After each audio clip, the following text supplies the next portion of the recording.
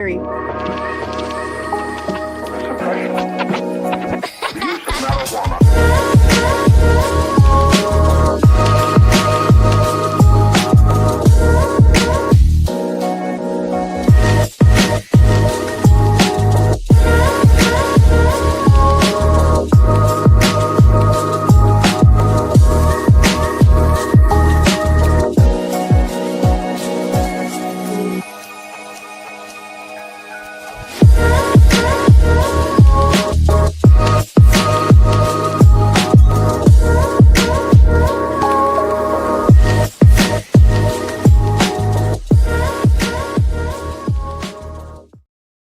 Hello and welcome to Java and Jugs.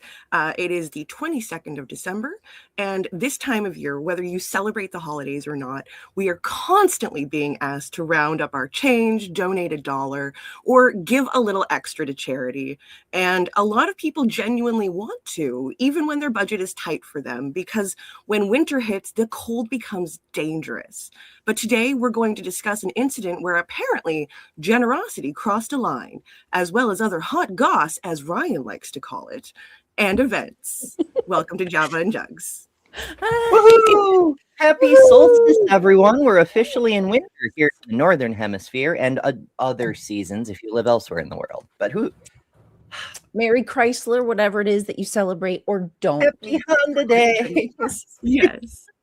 We'd love to see you. Oh, and on that note, we should mention there's a mega stream for people who don't have anywhere to go or places to be on Christmas. Our friend of the community, Purple Rhymes with Orange, organizes a mega stream. If it's Christmas anywhere in the world, there is a show on, and Ryan's got a playlist of the different participants and whatnot. It starts on Purple's channel, and then we hand off show to show to show for the whole 48 hours where it's Christmas anywhere in the world. If you would like to participate, you can follow along on the playlists or however the hell else you feel like. A bunch of channels are participating.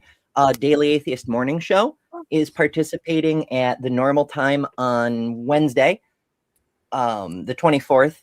Of course, Hot Topic will be on right after. We're on both days. And Java and Jugs will be on the 25th at 9 a.m. So make sure you're subscribed to all the relevant channels. And Lil's got a slot. Kelly's got a slot. Ryan's got a slot. Do you have a slot? I do not, because I've got so much family stuff. I don't think I'd be able to this year, but probably next year. And technically, too, me and Kelly both have to. Me and Kelly are doing both of our streams. So at the same time, right? Yeah. Yeah. Okay. So we're going to be on others. Yeah. They're going to try and tune in. And a bunch of other creators too. Maya, of course, who seldom gets to join us mornings anymore because of work stuff, but you know, she is still out there doing Bad Sign Sunday and whatnot. There's so many great people. Check out the playlist and join us when you can, if you feel like it, and maybe we'll all make some new friends. I meet new people every freaking year, and it's really cool. Yeah, I followed a few people because I made the list. So as I went through, and there was like 4 new people that I hadn't heard of, so I just followed them. So here we go. Oh, I love new follows. Let's do this. Yeah. Yep, Dr. Kip's on there too. FYI. Yep. Trying to avoid our families. This is my first season of not going up north, as we say, to our in-laws' house. So we're doing our first Christmas here in this house. So that'll be fun. Oh, wow. How do the in-laws feel about that? Are they coming to you? The other child is going up, like with her family. Okay. So her and her wife are going up with their son, and they're going to do like their first Christmas up there in like a decade. So we're kind of switching off this year. So we'll see how that goes for them. Trapped in a small house on a swamp in the middle of Northern Ontario.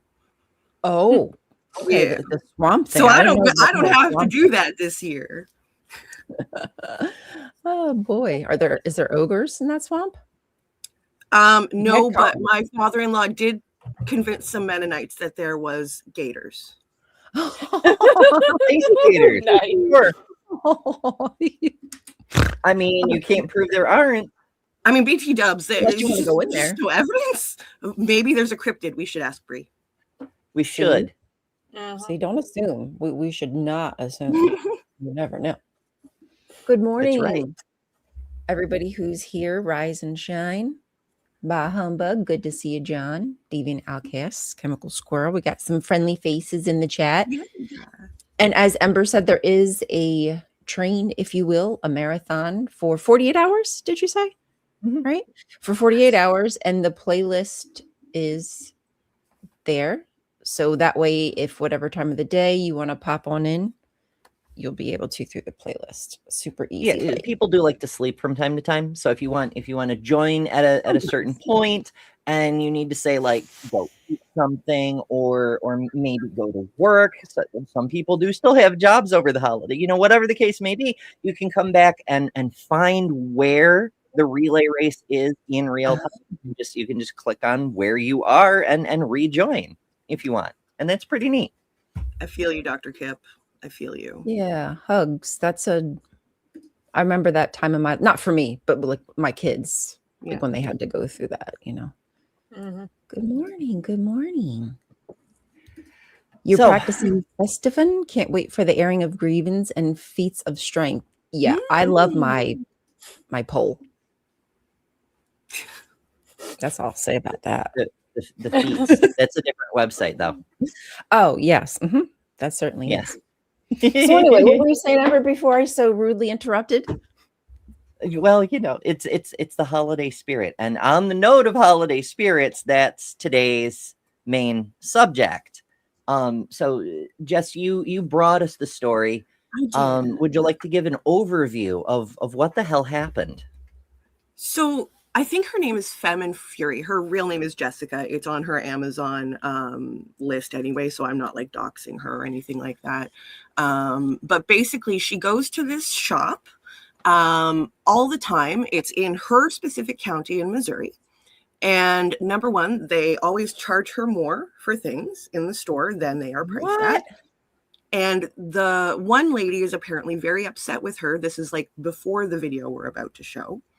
In regards to the fact that she donates the mitts, hats, gloves, boots, that sort of thing to the homeless people in the next town over, or the next county over, sorry. And the clip is a really interesting, I think especially during this time of year where we are trying to focus on giving and homelessness and how freaking cold it is out there for them at the moment as well. But I guess let's watch the clip and then we can talk about it a little bit more. I don't know what else to preface it with, I guess is because I don't want to give too many spoilers. Yeah, Spoilers. yeah. When we're dealing with Ebenezer Scrooge in a freaking trucker hat. With sunglasses. Bah humbug. Sunglasses on top of the hat. For real. It's a look. My goodness. He's cool. So this is a TikTok video. As Jess mentioned, her channel is Femme and Fury. And yeah, let's just let her do her thing, and we'll probably interrupt a lot. We have a tendency of doing that. Quit causing trouble, please. Here's me causing trouble, buying socks, hats, and gloves for the homeless. I spend hundreds of dollars a month here. Never ask for a discount. Is there a store policy that says you can only purchase from your charity shop if you live in a certain area? It's getting gatekeeped. So it's confusing the way the order of the things is appearing. Apparently, this fella who gets presented as the owner, even though this is supposedly a nonprofit organization, which means it doesn't have owners, it has directors, but never mind that. It's confusing because apparently the person who's filming had one of the managers had a problem with her. I don't know why exactly, but the manager person called this person. The thrift store itself is supposedly run by a ministerial alliance, although on some of their websites it's called a minstrel alliance, but never mind that. I think as well, it's worth noting. thing on their website about it too. They've got like a disclaimer. I'm just going to look it up while we're watching here. Sure. It's worth noting that just because an organization is affiliated with churches does not mean it is a charity or a nonprofit. For example, Goodwill often works in alliance with churches, but it itself is not actually a nonprofit organization. It's for the enrichment of its owner. It is a capital enterprise. He makes a lot of money. Salvation Army is a nonprofit, but it's not a charity in the way you normally think of a charity. It's literally a church. It's in the name, Salvation Army. Yes. They're a Protestant organization, but instead of having normal church roles like priest and bishop and whatnot, they have ranks like generals and colonels and whatnot. So That's they're creepy. a Salvation Army. Hence the name. Gosh. And not a lot of people seem to realize it because the red buckets have always been around, and it's just, but I digress. The point is, just because a thing looks like a charity doesn't mean it actually is. This organization is supposedly run by the Council of Area Churches, and it is registered as a 501c3 nonprofit, but that doesn't necessarily mean it's also a charity. You see. So it's complicated. Oh, sorry, Amber. I was just saying it's complicated. I don't know why, but they've got a non-discrimination statement for 2022 on their website about like not discriminating for like race, age, all of the things except for helping the homeless, I guess. And they're trying to cover their legal patooties. Apparently, they're also an equal opportunity provider. But I have a feeling he's going to call women sassy if they... Sorry, spoilers. Oh no. Oh, sassy. Oh, gosh. I have never in all my life heard such language. Where's my pearls? I don't have pearls to clutch. Yeah, I don't either. Y'all are so lucky to have me. Here, I'll oh, there we go. There's our pearl clutcher. Oh, Amber. Thank you. Clutch them for me, Amber. Give them a good squeeze. Squeeze those pearls for me. Squeezy. Oh, goodness. Okay. Never mind. Because she wants to control who I help. That's enough. Calm it down, please. Calm it down. Who was not calm here? I know we didn't see what happened before this clip, but I feel like she's the calm one here. She seems very calm, if you ask me. Yeah, this is what some people in her comments have pointed out. This is gaslighting.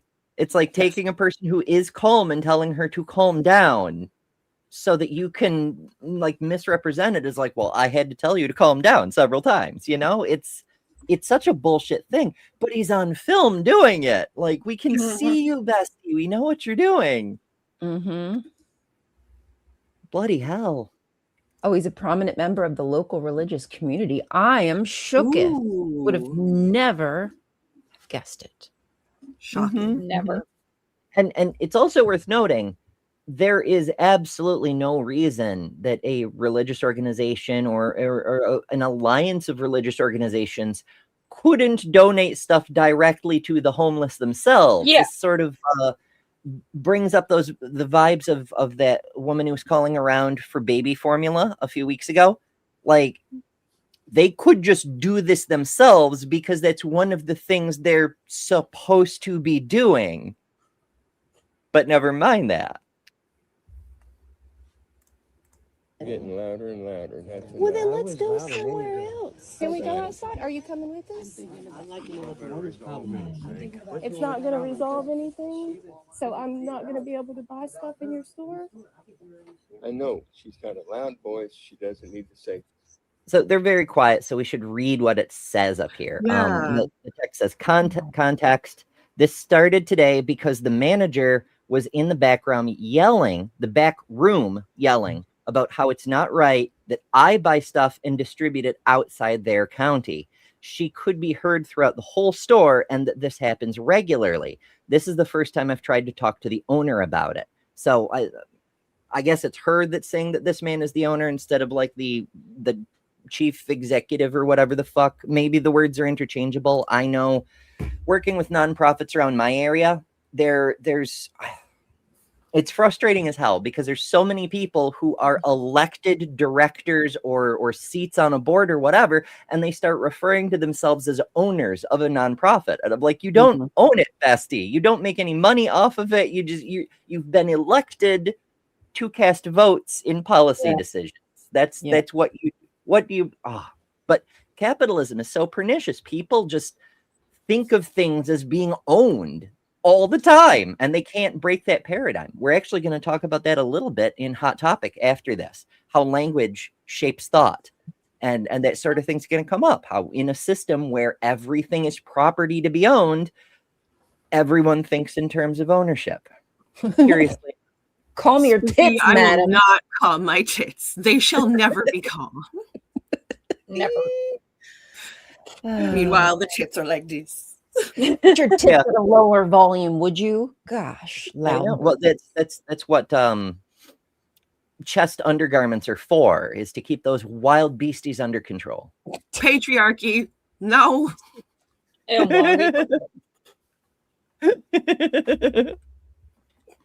I'm in a sassy mood today, guys. I don't know what's going on. I love it. I like solstice sassiness.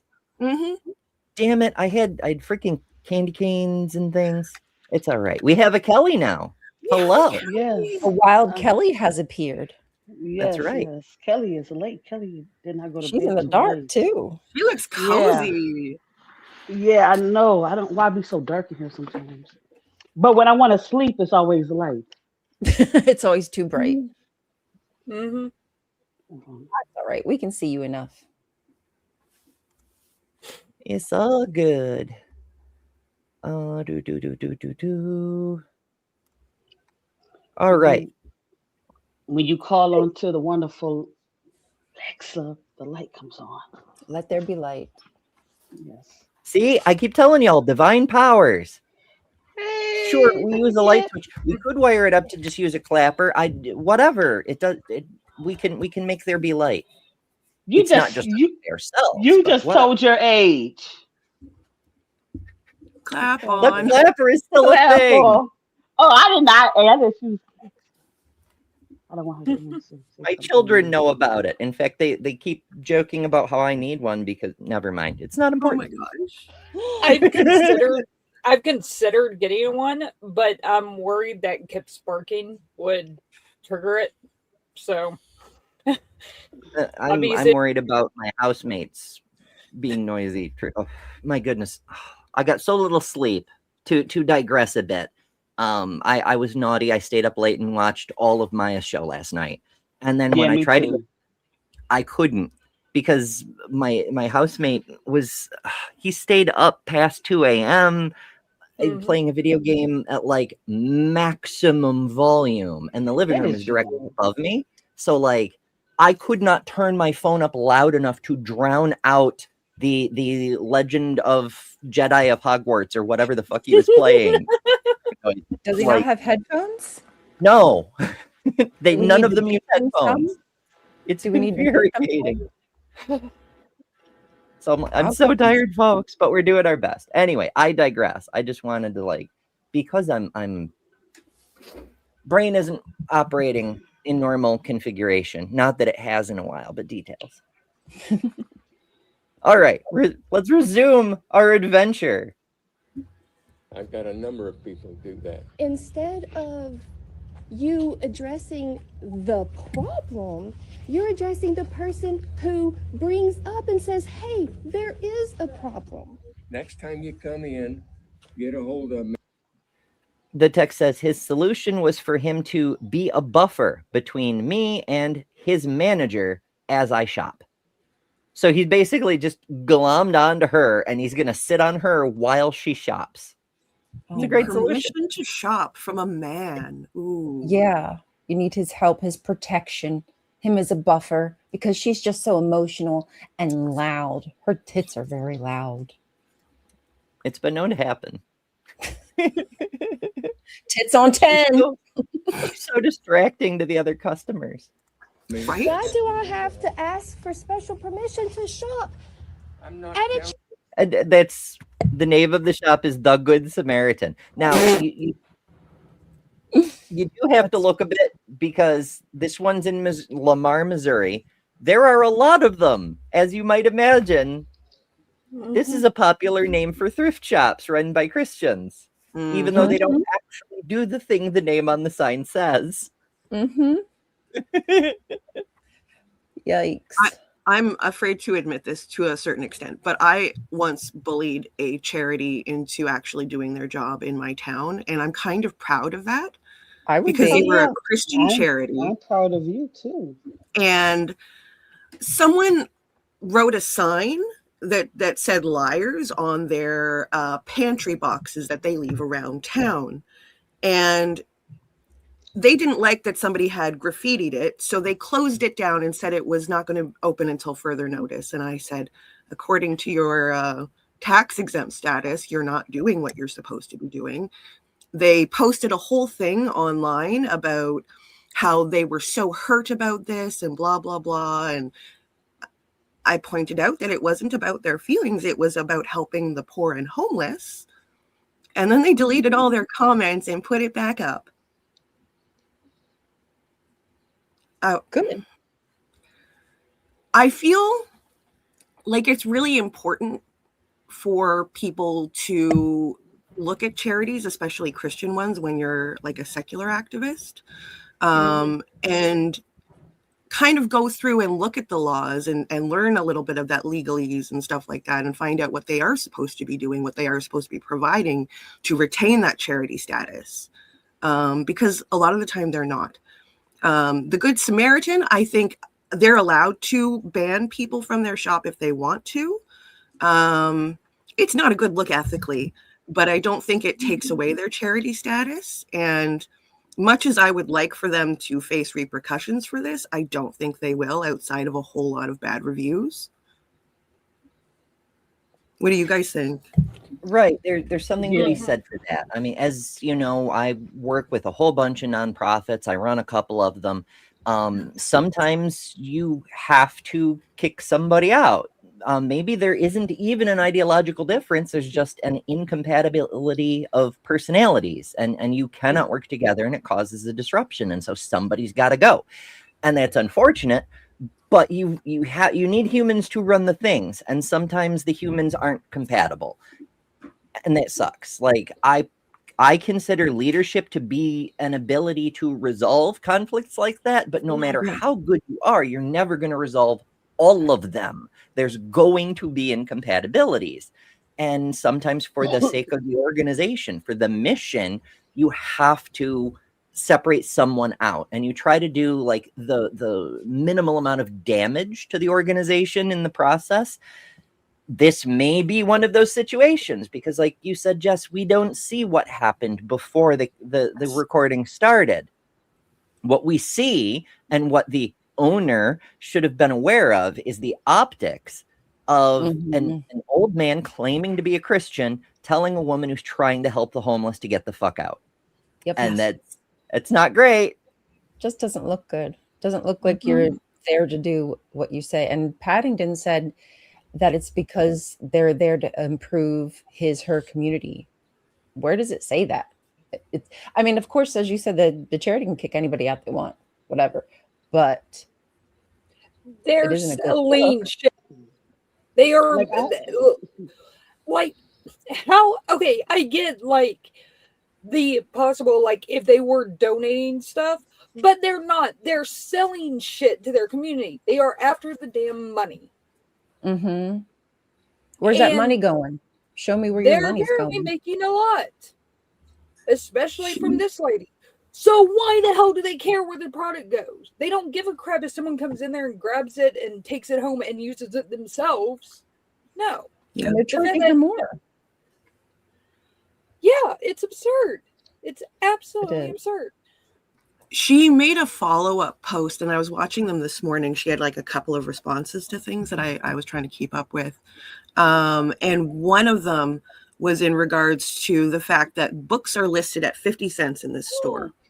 And she takes one up, and this manager woman says, "Oh, that's a nice book. It'll be $4." And she's like, but it says 50 cents. "Oh, but this is a really nice book. And if you don't buy it, I'm going to buy it." And I think that's illegal. Yeah. You can't say all books are a certain price and then live on that. It's like a bait and switch. It is a bait and switch. That's against the law. At least it used to be against the law. I don't know about Missouri, but yeah. Yeah, I don't know. I've never seen such an egregious act of whatever the fuck that is. That's wild. Oh, Tori's got And a good honestly, I wouldn't be point surprised if there wasn't some kind of rules in regards to the charity about how people who work there are supposed to handle the merchandise. Are you allowed to set it aside? Yeah. Are you allowed to buy it first? Does it have to first be on the floor for so long?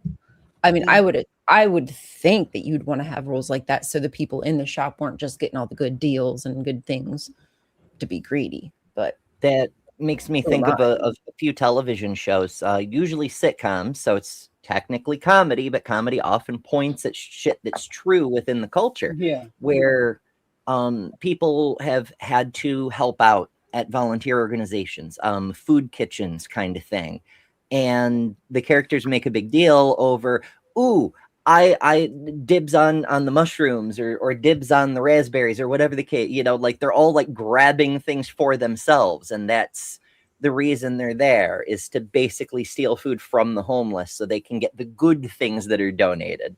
And I kind of wonder how much that happens in organizations like this. Like, it's apparently a good book occasionally makes it onto the shelves, but how much of the stuff that's making it to the floor is the mid or I wonder if anybody's ever checked that. Like, did Barbara Walters ever do an investigation where we donated 10 Armani suits to a local charity, only one of them made it to the floor? Where'd the other 9 go tonight on 2020, Yeah. I know for a fact it's been said by multiple people who have worked for like Goodwill and other thrift store or other charity thrift stores online, and it also happens here in my local ones, is that the employees basically get dibs on what comes in first. Yeah.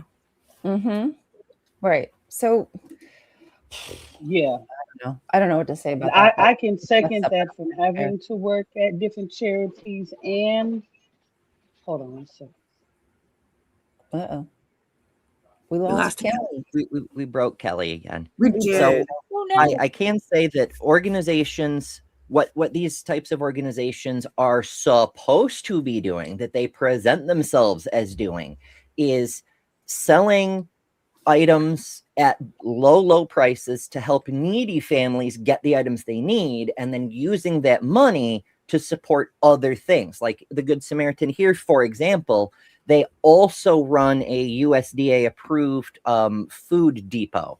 So which is it's like a soup kitchen, except the soup comes in a can. You have to take it somewhere and warm it up yourself. And if you happen to be homeless, cold soup, good luck. Yeah. Yeah. Because where's a homeless person going to heat up a can of soup? Wow.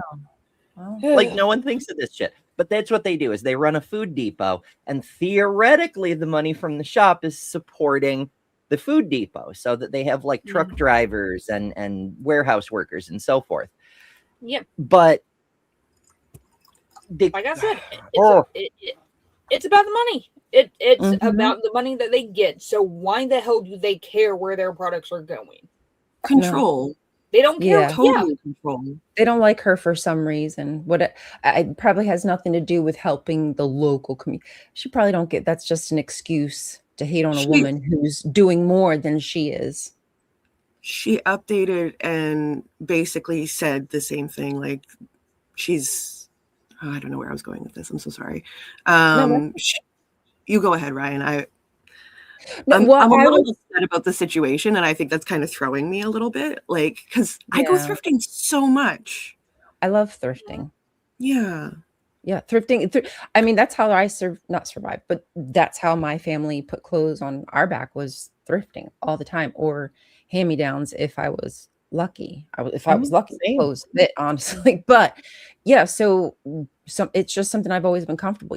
Yard sales, what have you. Like, I don't mind buying stuff secondhand. I just wash it thoroughly. Like, if it happens to be clothes, I wash it super good. And like, it's something brand new to me. So it gives it, a longer life. So better value. Less stuff that's going into our dumpsters and stuff. Because I mean, I tell you what, there's countries that are filled with our like fast fashion, just tons and tons and tons of our garbage. So I do everything I can to go to charity shops instead of buying new. Yeah. There's a comment in chat that says the owner wants to solve the problems of her community. And one of the updates that Jessica had posted basically said there was no visible, obvious homeless people that she could donate in that very small county. And that's why she was taking it to a larger city over, that they weren't getting the stuff and they weren't getting it for, I guess, the prices that they needed to be able to do so, to give it out to the homeless people. And the fact that she's had to update and say, but there isn't any in my community. I have to take it to a community that is in need. And they don't care. They absolutely don't care. And part of it feels like they just want to keep homelessness out of sight, out of mind. They don't want to deal with it. If it's not in my city, I don't care about it. Yeah. It happens a lot because, there a lot of these organizations, they're willing to concede the fact there are poor people, there are disadvantaged people, which is why they run a food kitchen. But they don't want to think about the fact there are homeless people, which is why they run a depot where you get cold soup in a can, because they don't want to consider the fact that some people can't heat it up at home because they don't have a home. It's this weird, like, we have a moral obligation to help, but we don't actually want to help. We just want a virtue signal. They don't want a solution. Helpers. Yeah. A solution would mean they're no longer needed, and that can't be. So they'll put a Band-Aid on it.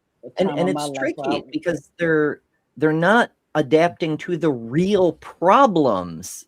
They're solving a problem that isn't the same as the problem that exists in reality. And so it's hard to condemn them because they're trying to do good, but also they're doing it in a way that is harmful to the real good that needs doing. And also, Geo Sam sends a super chat for $5. Thank you. And says the needy need help. Helping the needy is important. Or has this changed? Which is an excellent point. Only certain needy. What are we exactly like? Is it just our people and fuck the people in the next county over? Now there is something to be said for the other possibility here is people like our video creator or people who live in that next town over could set up a thrift shop in that town. And maybe they could work together with other thrift shops in other areas, like building things instead of just utilizing the things that already exist and then networking those things that you've built to build something even greater. It's a great way to make progress, but you also have to understand you have a kind heart, though, Ember. They don't think the way that you think. Yeah, you have that heart. They don't want to build bridges. Yeah, they want control. They have this little piece of control where it looks like they're doing this grand thing, this amazing thing, when at the end of the day, there is profit to be had. That's a big thing that a lot of people don't realize with nonprofits. It doesn't necessarily mean there's no profit. It means that there aren't any shareholders that are being paid dividends. But a lot of organizations, most of the ones you can name off the top of your head, have CEOs and directors who have larger paychecks in a year than most of us will make in our lifetimes. Exactly. Like the people do still get paid. People do still profit. Yep.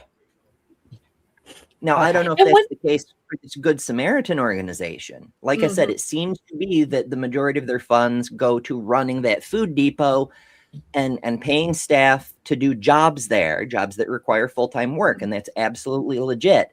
Whatever's left over, I imagine, but don't know, might get divided amongst the churches that help support the organization. But we don't know. And because it's labeled as a religious nonprofit, they don't have to show us. Convenient. Mm-hmm. All right. I guess let's continue and see what else happens. I was going to say, one thing that also happens with charities like this is if you don't donate to them, or you just say, like, for instance, here, of course, like, Salvation Army is outside several stores here. I literally got shamed a couple weeks ago because I said, no, I don't donate to churches. I had 2 people say something to me. So like, why don't you donate to churches? And it's like, because I want my stuff to actually go to people who need it. Like, I want to know where my money's going, and I don't want it going to Christian crap. Like, I don't. I don't want it going to people. And we know what the Salvation Army does with it. They do run shelters. I'll give them credit for that. But it's that kind of shelter that's transactional. Like, if you want the sandwich, you have to listen to the sermon first. You know, you have to earn it. They run rehab programs that are effectively then have you working. Labor. Like, I used to work for them. Yeah, so I didn't know you have to work. Yeah, the rehab programs are slave labor. It's for like a 6-month or 9-month term or whatever the case may be. But you go work in the warehouse for the thrift stores. You'll stock the warehouse. Maybe you'll run the delivery van taking stock to and from the individual thrift stores. But you work there for free for months on the idea that if you stay busy, you'll be able to kick an addiction. And sometimes it works, but that seems like it's incidental to the point of getting free labor. If they find out that you're any flavor of LGBTQ, they kick you the fuck out. Like superhumanists. It's really bad business under the name of doing the most good, you know? Agreed. Yeah. And a lot of people don't know that about the Salvation Army. You know, my local fire department was waving their virtue flag, saying they were having bell ringers at the local Walmart ringing for a Salvation Army. And I ran across them, and I'm like, isn't this an issue? And they're like, well, why would it be? I'm like, separation of church and state. You're not the federal government, but you're still not supposed to be endorsing a specific religion as employees of the municipality. And they're like, but I'm like, it's a church, buddy. You should know what you're doing before you do it, don't you think? Mm-hmm. Like, it's right on the jar. It says salvation. I don't get why this has to be explained. Instructions are on the tin, as my husband likes to say. And when you have an organization that is so reliant on taking in money that they install credit card readers on their kettles, we're talking levels of exploitation. Oh man, credit card readers now? They have since like the late 90s. They don't have them everywhere. Like if the kettle's going to be outside or it's a smaller traffic location, because those merchant accounts, they cost a pretty penny. You can just tap your phone to them. Yeah. They probably all have Stripe readers now. Here's my cash app. Here's my cash app, y'all. I know, you don't even need a kettle. Just put a QR code on the wall. Actually, we should do that. We should set up an actual nonprofit that's main priority is helping homeless people, like Them and Fury has done to an extent, which we'll get to momentarily. And like, people can just cash app it, and then all that money goes directly to actually help. It's so crazy that we're not doing this kind of stuff. I understand no one has time. We live in a capitalist hellscape, and those of us who, I have not always been in the place of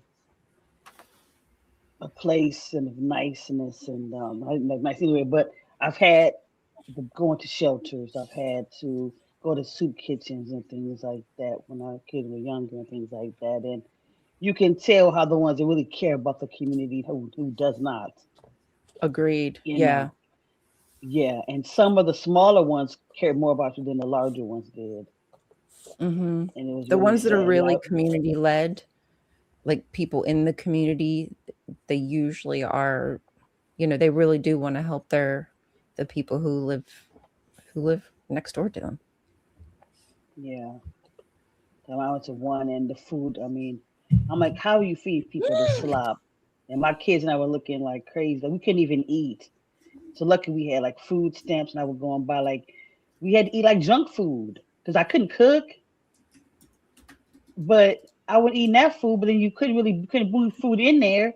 So we had to eat it like on the way home, on the way to the shelter. It was crazy. It's nuts. All right, Sinister, I want to answer that one. Some of our streams were this is the Seize the Means of Production kind of stream, right? So we're on a bunch of channels, and some of them are in different formats. Some of these, including on my YouTube channel, Better Than Ember, were in vertical mode for a couple of different reasons. One is to reach other people that we might not be reaching otherwise. Another is for algorithm reasons, because immediately following this show is another show on my channel called Hot Topic. We're doing Atheist Advent this month, and I could go into detail on that, but I want to try to stay focused on the question. When you do 2 live streams in a day, they need to be different format, or the algorithm will bury both of them. So that's why one of them is vertical and the other is horizontal. So the algorithm treats them as 2 separate videos instead of one trotting on the other kind of thing. It's a screwy thing with YouTube, but the fact we can do 2 different formats means we can do multiple shows a day if we're so inclined and have the time and so forth. And so that's why bonus shows on my channel tend to appear in vertical format, because that way we can do the horizontals every day and still do bonus shows. That's right. Seize the Means of Production. And this is a reminder for those of you joining us later. We will, some of us, possibly some of us who aren't here right now, we will be back with a special Christmas Toyota-thon, Honda Days, whatever you prefer, show on the 25th. I will be there. That'll be on, because that's the stream relay race that we mentioned earlier. It's handoff from channel to channel to channel. This one will be on the actual Java and Jugs channel. So make sure you're subscribed there. It's youtube.com/@Java and Jugs. And you should be subscribed anyway, so that you don't miss any of these shows, because the random streaming to various channels has to do with who is on at the given moment. But all of the shows go onto that channel. So if you don't want to miss any, subscribe there. Also, back catalog. It's handy. Anyway, enough capitalism from me. Does anybody else want to do a capitalism real quick? I want to ask, someone in chat was mentioning that we have to help our neighbors and our communities first. And I wonder, why are we helping people based on imaginary lines? That's my question. Like, at which point is somebody your neighbor? And why do county lines matter so much?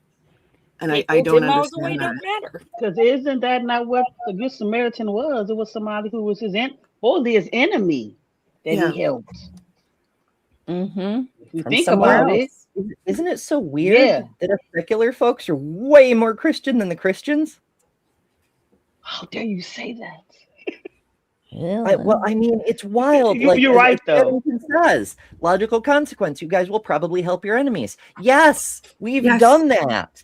Like, last year when we had the election, I had Canadian friends asking me, do you believe that everybody should have the right to vote even if they voted for Trump? Yes, because this is there's priorities in our system of humanism, and like everyone has to be guaranteed the right to vote, even if and especially if we don't agree. Not long ago, we had some members of the community start throwing death threats at other members in the community. While we condemn that action, we didn't throw death threats in return because you shouldn't be throwing death threats at people. You know, like you have to have standards, you have to have ethics.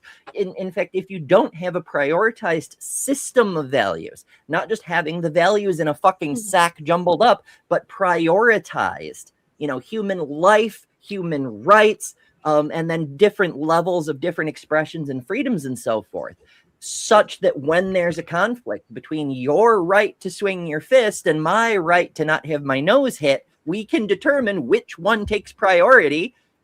Then what are you doing?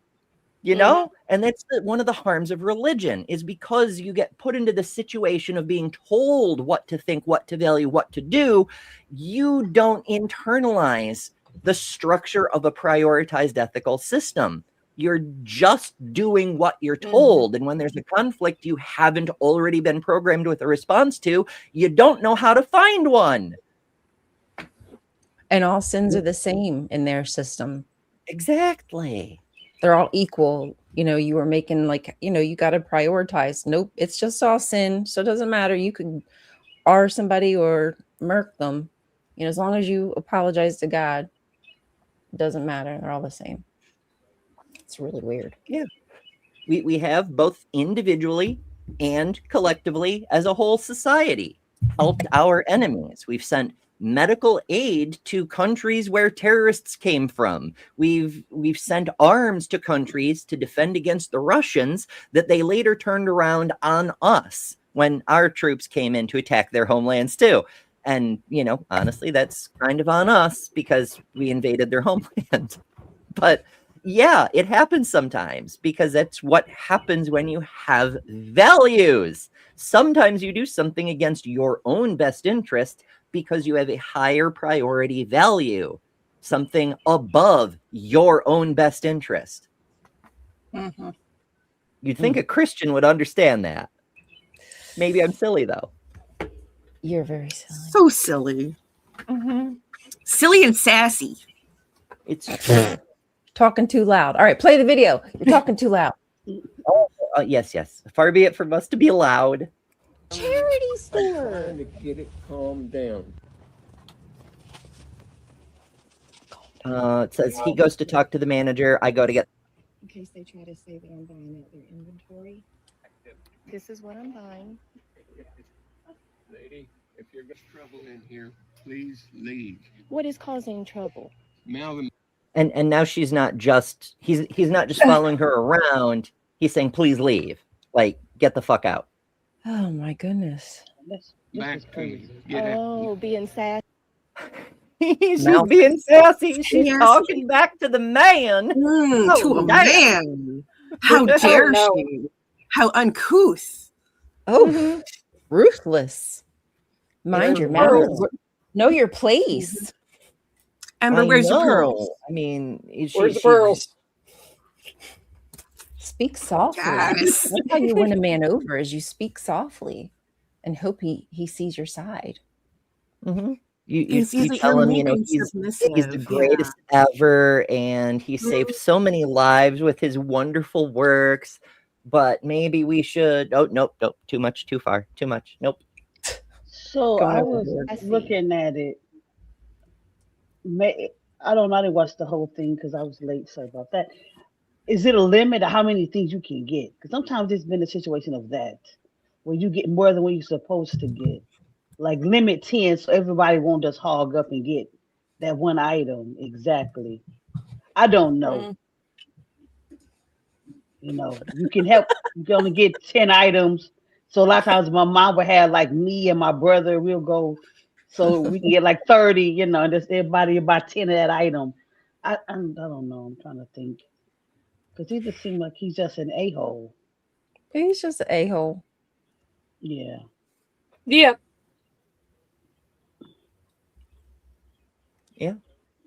Yep. Lady, Being sassy. I'm not allowed to be sassy. You go. The text says, I'm going to call the cops and have you escorted out of here. Call the cops for what? Being sassy? Please quit causing trouble. Please. Here's me causing trouble, buying socks, hats, and gloves for the homeless. Now, How what's dare. gonna cause more trouble? Her doing what she's doing, according to him, or posting this on the freaking internet so everybody sees what kind of story this is? Yeah. I think Maybe he that should have shut his mouth for once. I think that white people do what they do best and call the cops for everything, because Oh yeah, that's a big escalation right there. That You went said it, way not too me. far. Yeah, Yeah. like seriously, as you said, Lil, he could have just let her buy her stuff and been done with it. All that could have been spared. This was his decision to escalate and be dramatic. That was something he chose to do. Yeah, As a what man, you would have thought he would have been able to here. de-escalate. You It know, the reminds me of cynical part of me can't help but wonder if maybe this is intentional. This is to cause drama because they've observed that when a white lady calls a black 5-year-old the N-word, she becomes a millionaire overnight. We've seen this happen half a dozen times this past year. So maybe, again, cynical brain, they worked out a thing behind the scenes. Like she said, she's shopped here for years, several times. It's never been an issue before. So what is the real issue? But what if this controversy is to try to rile up the MAGAs and get them to donate to the shop and also get support, the liberals to support her? Because, she does actually put her money where her mouth is, as it were. She's got this there's an Amazon wish list for stuff for homeless people. And, they've got Ziploc bags and underwears and just straight up cash contributions to the community and a whole bunch of stuff that's already been bought. I love Hand that. warmers. Yeah. I mean, it's basic necessities. Yeah, all sorts of things. Toe warmers, granola bars, painkillers, like She's much doing of their stuff. good work. She's trying so hard. Oh, this is the lady's website? No, It's it's the her Amazon wish list. So Oh, people okay. can buy stuff and it'll go to her so she can divvy it out to homeless folks. Oh, wow. She's amazing, man. Yeah, and it's just there's in so much stuff, and it's already it's purchased, it's paid for, it's so I don't know. Again, maybe I'm cynical, but maybe that's the point, is to take advantage of the political polarization to create an us versus them situation and get both sides funded by their supporting teams, which would actually be kind of iconic if that turned out to be the case. But sadly, again, cynical. Probably not. I wonder what the goal is. And that's the more reasonable goal than reality. This is where conspiracy theories come from, folks. And I want to point it out because I don't want to encourage it. I'm just being silly. But when people try to make sense of a situation that doesn't actually make sense, they come up with possible explanations. And then someone else will start passing those off as actual fact. That is how conspiracy theories happen. It's something to be aware of. There's a go ahead. There's a sketch by that Mitchell and Webb look. It's a BBC show, older at this point, that a lot of people reference when talking about MAGA people. And it's two SS officers with their little skulls on their caps. And one turns to the other and says, "Are we the baddies?" Mm-hmm. And I am reminded of that so much right now, and what's going on in chat right now, where you have to kind of look in the mirror and ask yourself, are you in the right?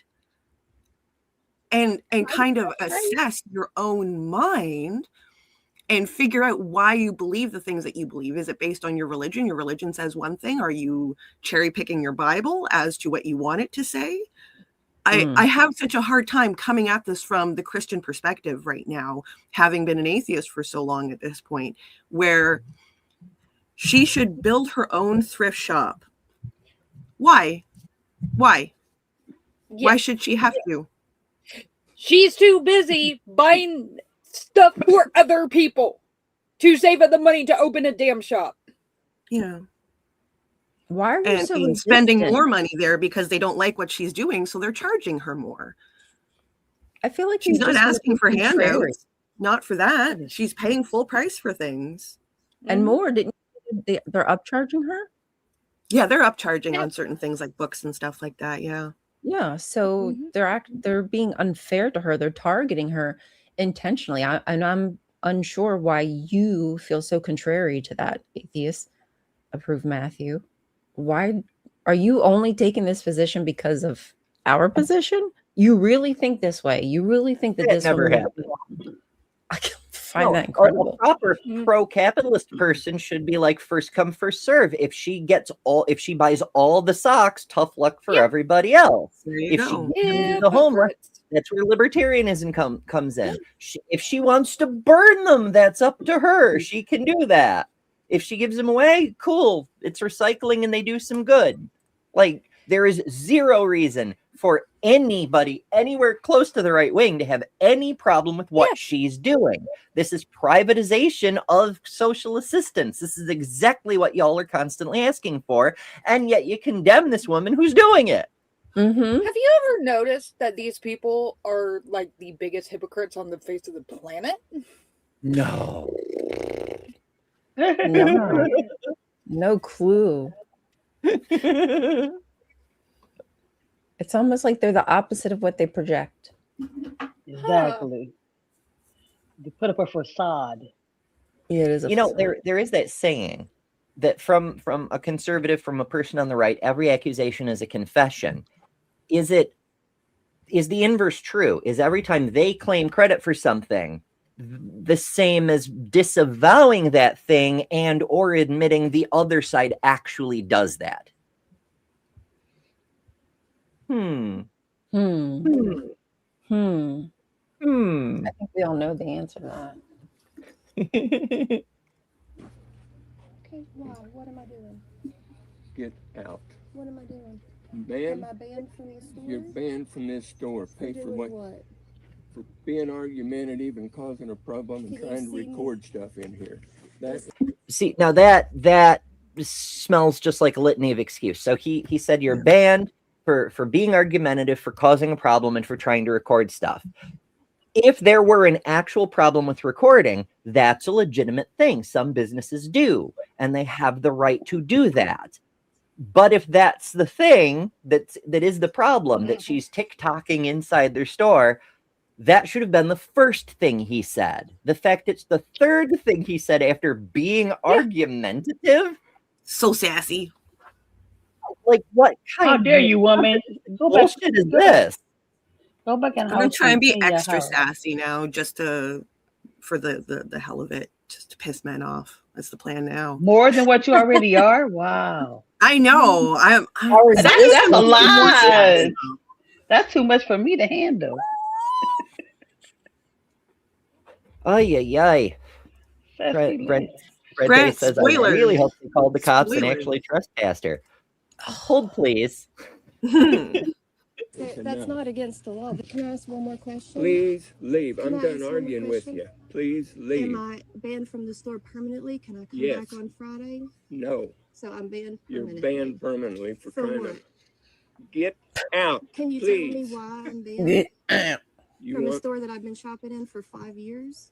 I don't care how long you're arguing. I want you out. So I'm arguing. There will be no arguing in the fields of America. I mean, he wants to argue.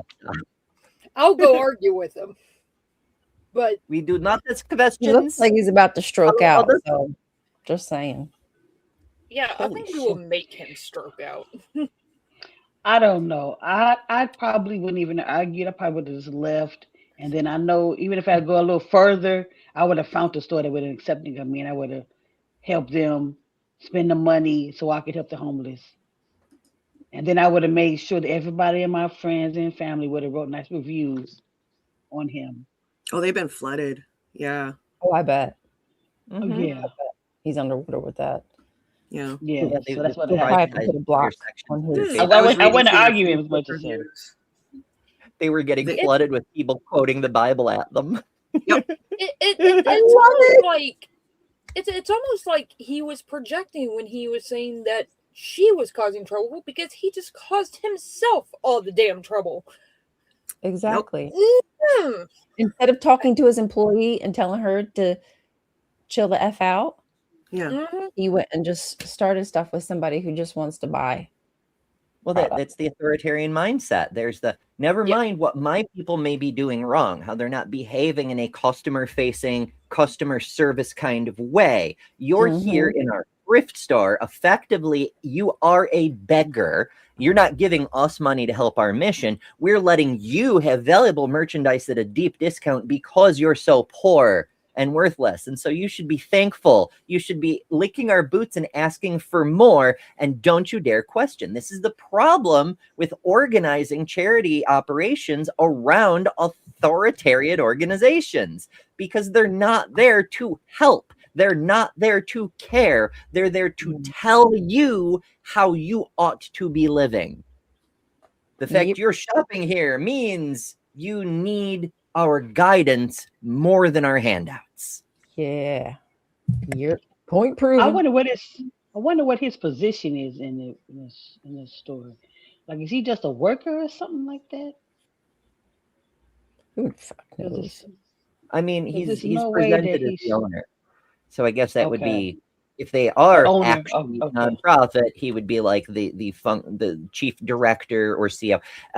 Nonprofits vary quite a bit from state to state, how they're organized. And they can be organized in different ways. Like here in New York, you could have a board of directors and a chairperson of the board run the organization as chief executive, or you could have a CEO if you're a fully incorporated nonprofit. There's a bunch of different ways to do it. Because I'm looking at no way I would see that. Your chief operations officer, you could call them bishop if you wanted to, like have the job title of bishop of the organization, whatever you want to do. You could organize it however you like, but different states have rules. But none of them allow you to call the person who is currently running a nonprofit the owner. Jesus Christ. Yeah, Save us from your followers. That if I'll be of an organization, he's like over that one store that I would allow him. That cannot be allowed. No, there's no way. Nope, can't have an image on my stores. That's crazy. Ay, ay, ay. And that's why I'm getting banned. You are causing a scene. Get your butt out of here. One time that I record how I'm treated in here and how I've been treated for years, the one time I record, I get permanently banned. I'm just waiting in line to pay for my stuff. So is it actually because of the recording? Because aside from his litany of, well, you're talking back, you're being sassy, you're being female in public, you've used words, and also you're recording, it never gets mentioned, you know? So is that really the problem? If her husband, or if there was a man with her, I bet you that he would never have spoken to her like that. He probably would have just spoken to him, and he probably would have been talked down. That's what I'm about to say. He sounds like he's very misogynistic. Then we would have gotten another one of those lovely "keep your woman in line" speeches that in check. We won't. Yeah, we won't know. Oh shit! Who was it? Who told our friend KC that? Durante. Great White Hope. Oh yeah. The Great White women Hope. in check, guys. The Great White Hope. Yes. Oh my goodness. Oh, well, we love goodness. Well, I love my Great White Hope. I'll just say that. She's good people. She's among the best people. She's the I dare best say. people. I said, you are the mother of our group. She was like, why do I get that name? Because you are protecting us like a mother would. I'm still safe and protecting you around. There's a whole thing. But yeah, you know, just because Casey happens to be of European descent doesn't mean that, you know, that's such a fucking weird thing to be. We've got so counterculture and counterculture and counterculture that, like, oh, it just, can we just let people exist and be people? Is that a thing we're allowed? No, we still have a right wing. Never mind. Everyone who's different must be thrown into the guest chambers. Fucking hell. Speak up, men. So I just got a citation. The police showed up at my house. So they came to her house. What? I almost said, What? how did they get Are her you address? But like, serious? her Amazon is out there and it's easy to find. And apparently it's a very small town. Usually if you do like donation, you So I buy just something got from a something, you have to give your information so they have your address on file. A lot of the time you buy stuff from these charitable organizations. So you can put it off as like a tax write-off. So Right. you have to write there. So Hmm. that's they had her address on file. Wow. Like it was a lot of nerve though. And the fact that a cop actually did this. No telling what he actually told them though to get them to come out there. How freaking pathetic. Oh no, they said the exact thing, and the cops apparently were like, "We think this is silly, but here's your trespass." Yeah, I would have been like, no, you're gonna have to send somebody else. I'm not gonna go do this job. You can fire me. Apparently she misspoke, and it's not like a citation; it's just a trespass order saying she's not allowed on the premises anymore. But if it had been a citation, like she said, the fact that they let her pay first means that she was not causing a scene enough for them to not just want her money one last time before she was permanently banned.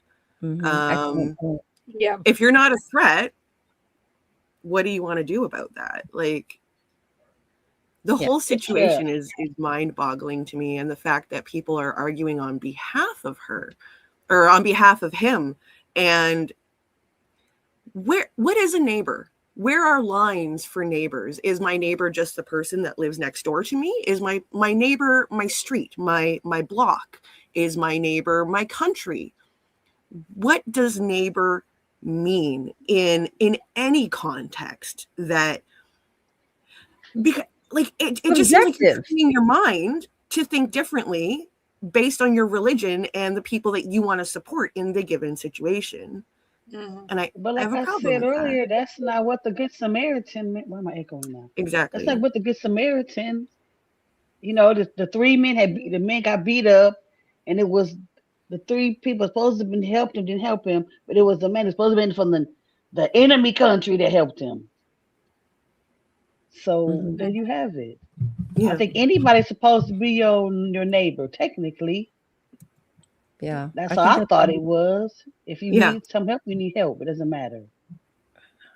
I mean, all of Pennsylvania could be considered my neighbor, I don't know. So you'd have to really. I mean, just across some river, she my neighbor. Yeah. Yeah. I mean, like where my town is, the next closest town is a good 20 minutes away. Are they considered my neighbor because they're the next town over or not? We're in the same county. Yeah. Right. It's the only neighbor you got. So kind of not fair to say neighbor isn't your neighbor because they're too far. They're too far away. Or is it just my neighborhood and just my subdivision? But if I'm driving through Pennsylvania and I want to stop at that charity shop, I'm not allowed to stop in that charity shop because I'm not a neighbor, and what I'm buying isn't going to go to a neighbor. Yeah. It's absolutely absurd. Just go buy out all their stock and start handing it out in their county. Go door to door, start knocking on things and say, here's some hats and mitts and gloves. Clearly you need it because you live in this county, period, end of conversation. And they're going to look at you like, why don't you give it to some people that need it? Yes, you are my neighbor from across the pond. Yes, Spooky. Yeah, Spooky says we should always say what we're responding to before we respond to it so people who are listening can follow along. Spooky says, am I your neighbor from across the pond? That raises an interesting point because here we are discussing how many towns over does a person count as a neighbor when 1 year ago we were referring to people in Ukraine as our neighbors, right?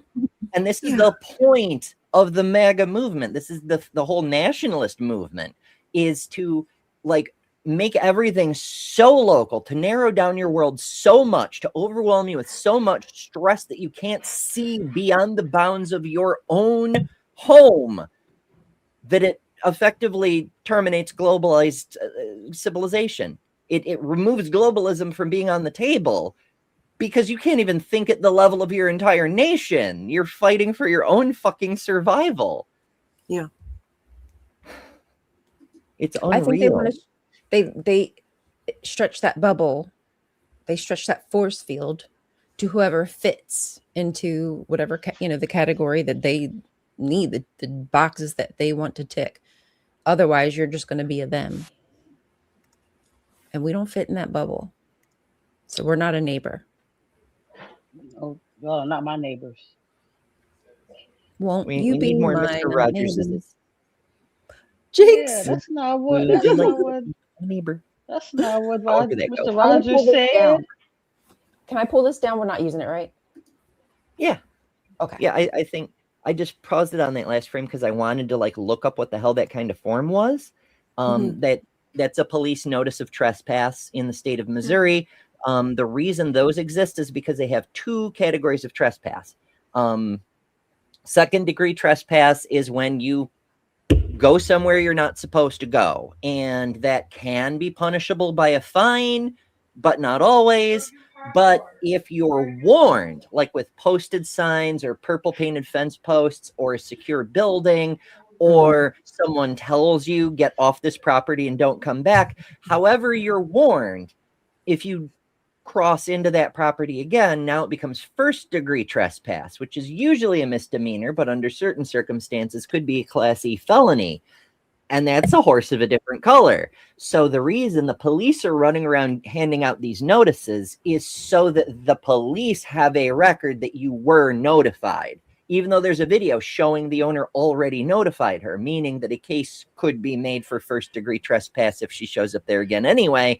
Now the police have their own record, and that's why they do that. There you go. So they can charge her with the higher level crime. When you first said it, nothing better to do. You said class E, something like that, and I thought you were saying classy at first. I was like, classy felony. That's right. I want to do that classy. That's the only kind of felony I'll do. Is the classy one. That's where you get the pearls. Oh, wait, that's where we get our pearls, so we can therefore clutch in later. Now I'm getting it. Are you ready for a break? A little pause. Piracy is a classy felony. It's true. Yeah, let's shall we play? You want to play with dogs? Of course you want to play with dogs. Of course. Okay. All right, guys, ready for some dogs? We will BRB.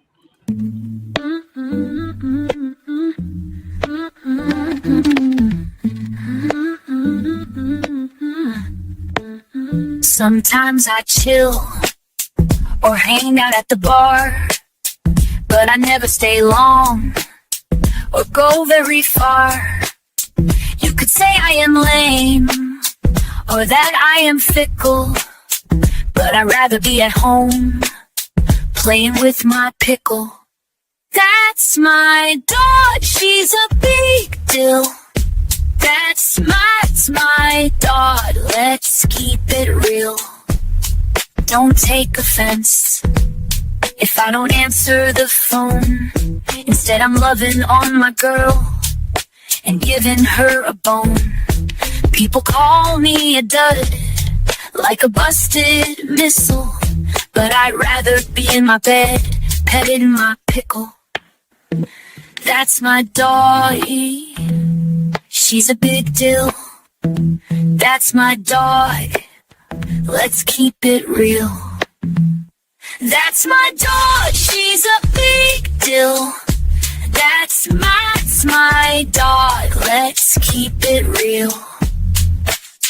It's not that I don't like you or wanna hang out, but if I had to choose, never was there a doubt. If you need to feel good, in fact it might tickle, you should come to my house and wrestle with my pickle. That's my big deal.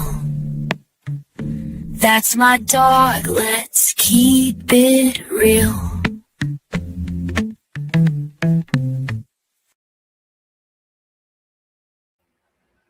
Yay, puppy time. Yay, puppy. That's a perfect break. I had to run, so I'm out of breath, but it worked. You gotta love our dogs. Yes, I do love our puppies. So if you want to add you and your puppy to the video, just let me know. Send me a message on Discord. I'll add you in there. We do a cat one too. Yeah. Yeah. We've had requests. Yeah. Okay. Yeah. Okay. I will take some videos. Yeah, just send me some videos, you guys. I said I would Yeah. do a cat one. I want a cat myself. So send me the kitties and I'll make a song and I'll make a video. I miss my cat. I wish I had a cat. I bought mine a cute little sweater, and I have become one of those old ladies. So just that's where we're at now, is cats in cute sweaters for Christmas. I'm okay with that. The cat lady era. Mm-hmm. Yeah, Mhm. yeah. I'm That kind becomes of my working tradition in also on life. the Agnes Moorehead thing. So I'm doing the dramatic makeup. I'm gonna start wearing flowy outfits and just be fabulous as I age. That's the plan. Yes. Bree just Yeah. said the Like thing mine. of. I'm excited to see the picture that Bree sent. It was of Henry swimming. Of who swimming? Henry swimming. Yeah. Ooh, a lizard one. Yes. All pets. All of them. I even want to see tarantulas. Maybe not everyone wants to see tarantulas, but if you have a tarantula, Lizards are just scaly I dogs. actually don't That's mind all they- they just- tarantulas. I don't mind looking at them, but touching them is kind of weird. No. Like I look at Please. spiders all day, but to touch them, no, I'd be scared. I can look at them and stare at them for a long time, but no, I can't. Yeah, that, I don't do I don't do spiders, especially big ones. No.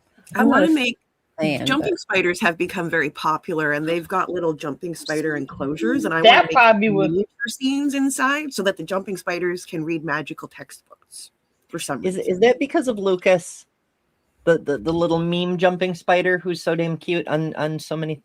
No, someone sent me a message a couple years ago on my Etsy store, because I make miniature things and I sell like little book print offs for people. And I got a request saying, can I sell stuff with your stuff for people that want to buy jumping spider stuff? And I had never heard of that before. And I went and she sent me some pictures of her stuff. And I was like, holy crap, that's really cool. So now I've got a desire to make jumping spider enclosures, because they need books too for some reason. How to with the big eyes. Yes. You got such big eyes and the little feeties. Have you seen the pictures with the little paws of spiders? Like they're like cat paws. They're actually cute. The little No. paws on tarantulas. They're almost like No, paw-shaped at the tip. I like that. No. I've never looked at them that close. I wouldn't mind having some kind of a aquatic, different kind of aquatic pet. Maybe a little turtle or something, but I think it's a lot of upkeep. Axolotls. Oh, fucking cute. So cute. And this is there's Oh my music, God. so we can't play the damn thing, but it's a popular meme thing. Is he high-fiving? Uh-huh. Oh my gosh. You're touching. There's a bunch of these. They're super popular. Yeah, I need to make an enclosure for sure. Like, look I at follow the Juju, fucking cute. There's a few accounts I follow colorful. that have jumping spiders. Is that one with the blue reel?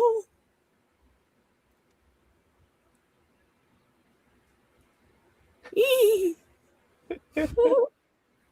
I caught one on my windshield once. He was like black and green. It's so wild how there's so many different flavors of them. I mean, that'll happen. One in the blue. You mean this critter? Yeah. Oh, Is that like wowzers. edited or anything? That's kind of beautiful, actually. Like, It looks like that might be a legit species. I mean, in today it's hard to tell what's made up by that one AI. is pretty. yeah. That one's pretty. Kind of weird eyes, but it's pretty though. Like rainbowish or something. Can't be deadly. Spiders. Apparently, that's a peacock yeah. jumping spider. That's Like it's they're just different Look how morphs. venomous that is. yeah. A beautiful hunter. Agreed. Yeah. Okay. That thing's Of telling you to Of stay course, back. they live in Australia. Of course, they do. I What's that, Mark? About 5 millimeters in length. They're the tiniest little beasties. They are. That's going to be minuscule. Yikes. But that's how you get the jumping, though, right? Is what is it? The square cube law plays into that, because the more space you take up, the square of your surface area means the cube of your total volume. So you increase mass rapidly with size. So you could use a little bit of muscle to launch a small volume of mass a very great distance. If you double in size, you need 4 times as much power to launch yourself the same way. So it's an efficiency thing.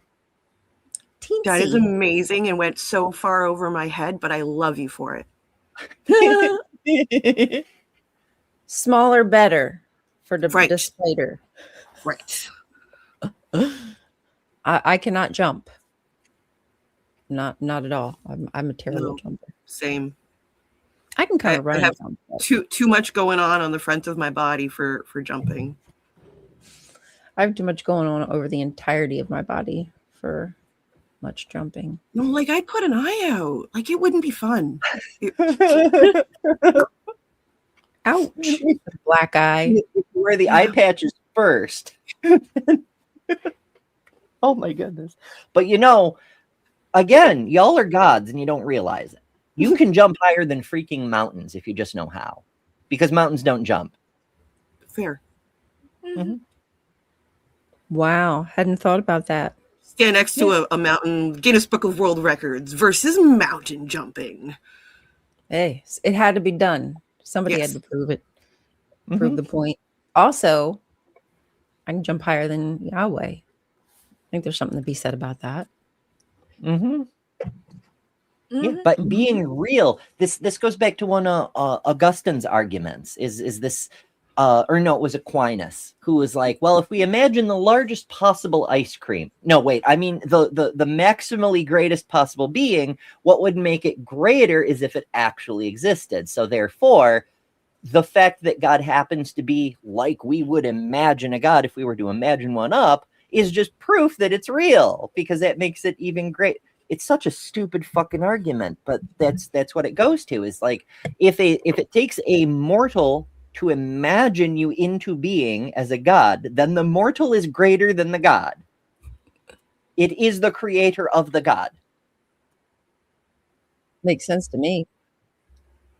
1 + 1 still is 2. Dr. Gibbs says that his grandson is 6 months old and all he wants to do is jump.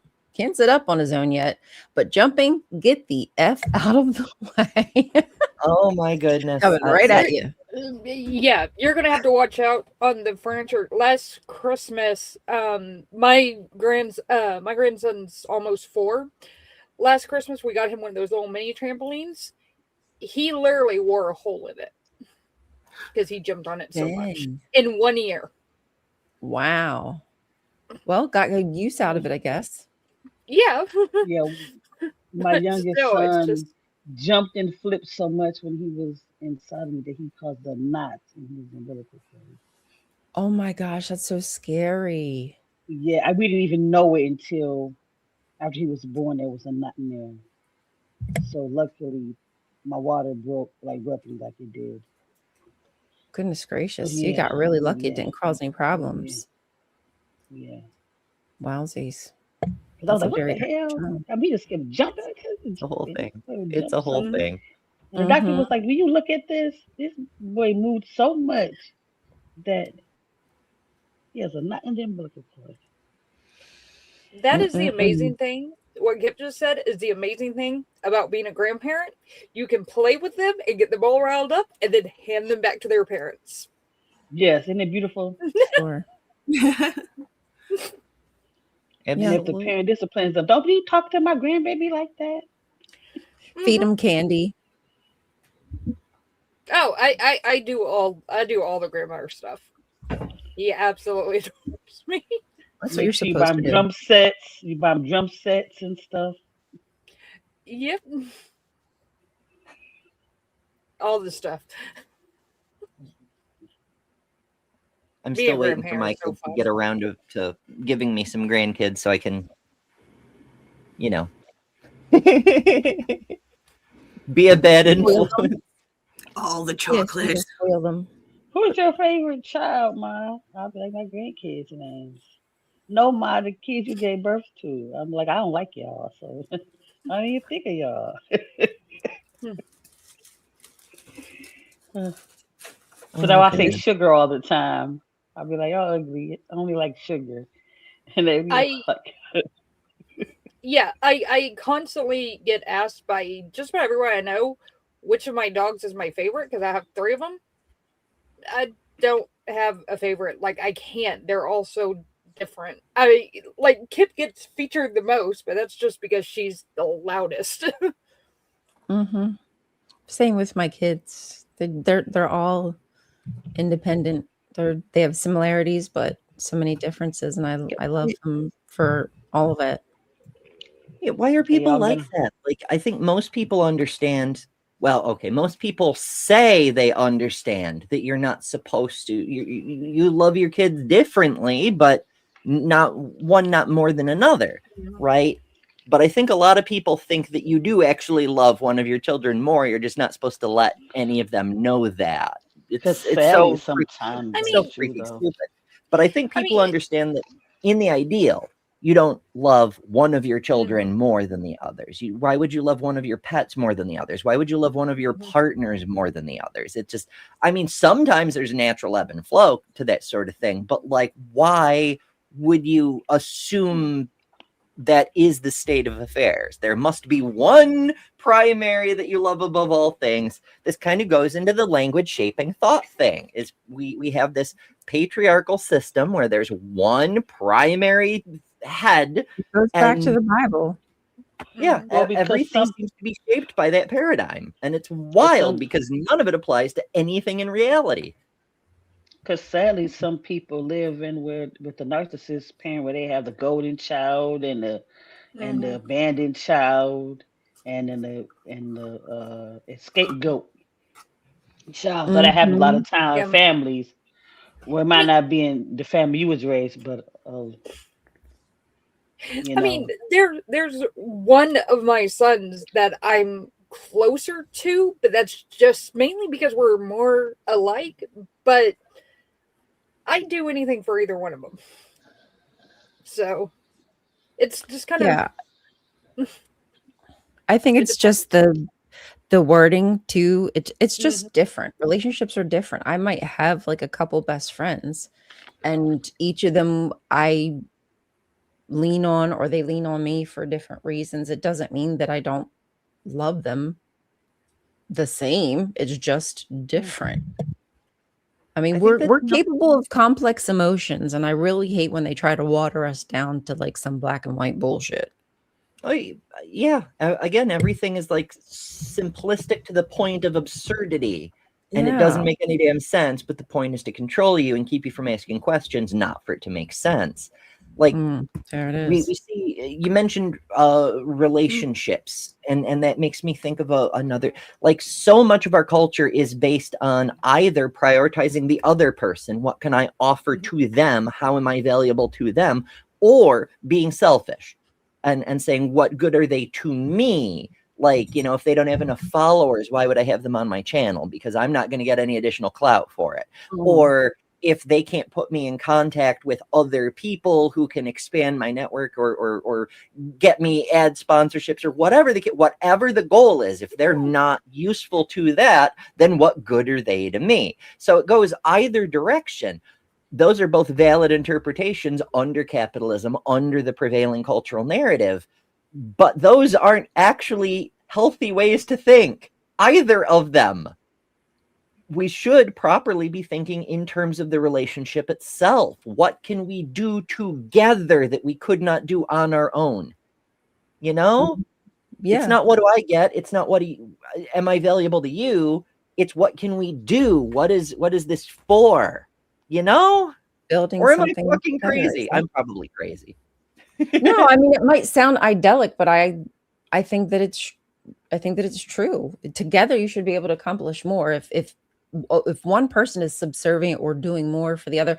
And I understand there are relationships where that will be the case for reasons, but just, all things being fair, if somebody's having to acquiesce to somebody else for patriarchal reasons, the relationship is not going to go far. If anything, you're probably going to build his business. I've seen that so many times, like trad wives, like helping build their husband's business, doing everything from home, making him, breakfast, lunch, dinner, and delivering it to him and his laundry. And he goes out and enjoys his time while they stay home with the kids, and, doing this for plus years. And then suddenly he doesn't see a need for you anymore because he's found somebody younger. That's what you built together. And what do you have now? Do you have any of that in your name? Is any, like, I understand that you'll go to court and you can fight that, but it just makes it that much more difficult when he's taken all the control and all the access. It just really, it really annoys me, and it truly bothers me that people think that that's going to be a healthy, or I don't know, any kind of relationship that's going to get you somewhere in your life better, that's going to help change you as an individual for the better, which is what you would hope in a relationship. Like, you come together and everything just improves. But well, I guess it depends on the goals, like what yeah, are of course. Yeah. And that's not the goal for a majority of people, because they have different, their reasons are religious, and it's a failure to understand how the parent-child relationship works, right? Like, it is a collaborative effort. It's the parent who has more lived experience working with the incipient personality who's still developing to build a healthy person capable of interacting with society. So it is a cooperative effort, but to the parent, it looks like a do as you're told. And people who don't get that, who don't learn anything, they're only ever do as you're told, they grow up expecting to continue to keep being told to do as they're told. And so they fall into patriarchal controlling systems. It just seems to be the natural extension. And we see that in the culture, where we have an invisible friend who dictates everything to everyone, who they refer to as Heavenly Father. It's a parent-child relationship blown up large and replacing the idea in culture that we should be working together. The whole point of a civilization is for all of us to come together and achieve goals. The reason we're here is because by working together, we can provide more food, we can provide more safety, we can provide medicine and learning and all sorts of benefits that increase our offspring's chances of survival. That's the point, is to work together to build a better future for our offspring. That's what the point has always been. But then these last couple 100 years, 1,000 years, if you prefer, I think you've got these people using this misunderstanding of a parent-child relationship and trying to build it into a kind of mythology or superstition so that they can say, I speak to the Heavenly Father, so I speak as the Father, and you as the child must obey. And it's built right into the language of the church. And that's all that is parasites. It's a gateway off of everyone else. Yeah. They've built the patriarchs have built that gateway, and only certain people have access to the divine, are worthy in their view, worldview. Pathetic. Yeah, it's control. It's what can I get out of this? Which, to be clear, there's always going to be selfish people. I get that, but like at a certain point, when you've got society intended to do something, to grow something, to build a better future for all of our offsprings or whatever, and then you've got these organizations that are, they're leeches. They do nothing but siphon off that productive capability, that divine energy, if you will, and dump it directly into the pockets of Joel Osteen's and Kenneth Copeland's and all the rest. Like that's a disease at the societal level. That's a virus at best, a cancer at worst. And the problem is they wouldn't even be able to survive without us. And I think that's what's even more frustrating. Yeah, is we do a majority of the labor. We are a larger portion of these religions, right? We comprise a majority of these religions, and a lot of the labor, a lot of that goes towards the upkeep of that gate, the patriarchy. It just kind of we're helping them. Makes me so Well, sad. I mean, you know, it's values, right? Like, it's what is the specific goal in the moment when we have to make a decision as to what we specifically do as individuals with a certain thing. Sometimes we have to support a patriarchy type thing because the higher order goal is superior. Like, as Paddington mentioned, you know, there are times when it's appropriate to team up with Christians. When we're dealing with, you know, fascists, we all need to push the fascists out, or whether we believe in a magical heavenly father or not is completely irrelevant. You know, it's a higher order issue. My goodness. But it's often been said that sociology can be thought of, contextualized, if you will, as like psychology, but applied to all of civilization or a given society within civilization, as if it were a single individual. Using this model of semi-personifying culture, what we have an infection, we have parasites, we need an immune system to fight it off. And I wonder if the rise of militant atheism around the same time the televangelists were starting to get really out of hand, Jerry Falwell was building his political enterprise out of a religious enterprise. He was changing the evangelical doctrine from being government needs to stay out of what's God's stuff to government needs to regulate according to what God says. He changed the landscape. Yeah, all that sort of stuff. It happened at the same time. Like, there have been atheist movements for a long time, obviously. Not saying that, but like, atheism started to become like a cultural force in direct response to that parasitism that is patriarchal religion, forcing patriarchy on the rest of the culture, metastasizing into its latest form that will kill our civilization if left unchecked. Like, we've gone in since the 1970s to now, 50 years-ish. We have gone from the most prosperous civilization in history to the United States, at least, being on the verge of third world status. Yep. We have like the 8 richest humans ever, and everyone else is poorer than they've ever been. You know, it's crazy. Incredulous. This country is on the verge of collapse, and it's because of that metastasis, that moving of that patriarchal infection through religion into the realm of politics. Because we're not choosing people based on their merit. We're just choosing them based on, do they follow the values that we do? There's no meritocracy here. It's like, are you going to comply? Are you going to assimilate? 20 minutes. Do you want to touch on the thing that you were talking about this morning? The what is it? America Fest conference?